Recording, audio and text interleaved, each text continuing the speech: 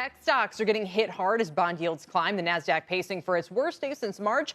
Here to help make sense of it all, let's welcome in Dan Niles. He's the founder and portfolio manager of the Satori Fund. Dan, it's great to have you here. Don't have a ton of time, and I want to rattle through about 18 different things. So let's see how much of it I can get through. Big picture, what do you say to those who say that tech is more vulnerable to higher rates because they don't have as good operating leverage from inflation and all the rest of it? Is the sector, broadly speaking, something to be avoided for the time being? Yes, because all of that is true. The other thing is, don't forget, a lot of tech companies benefited last year from the global pandemic, in that you streamed more movies, you bought more things through e-commerce, et cetera. And so there was this massive uptake during that period of time. And now what you're seeing is streaming companies are missing forecasts.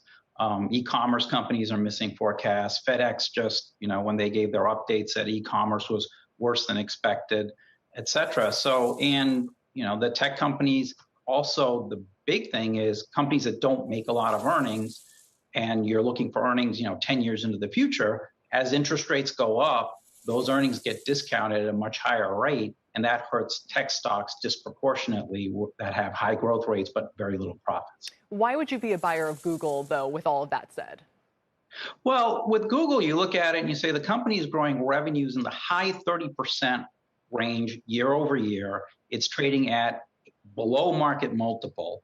And they also benefit from economies reopening in the sense that they have about 10 to 15% of their revenues in travel and in hotel and leisure activities. And so you really get that benefit. And they're obviously in the cutting edge of a variety of different technologies. And so they're one of the few exceptions to that rule. Don't forget, they got hurt by the pandemic last year because there was no advertising from a lot of sectors. But they still managed to grow revenue. So it tells you how strong their business model really is. And I was surprised that one of the areas you're actually most bullish about right now is sports betting.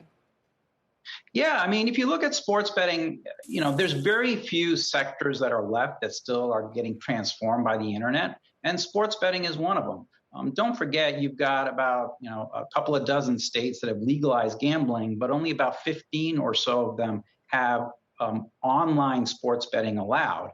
And also this year, you've got the NFL allowing these companies to advertise within the game their offerings. And so you should see very strong growth. This is a space that should grow 30% a year for the next several years. And the nice thing is a lot of these stocks have gotten absolutely killed as tech has rolled over. So, we're actually adding to some of our positions in that space today, which is great because the stocks are getting absolutely crushed.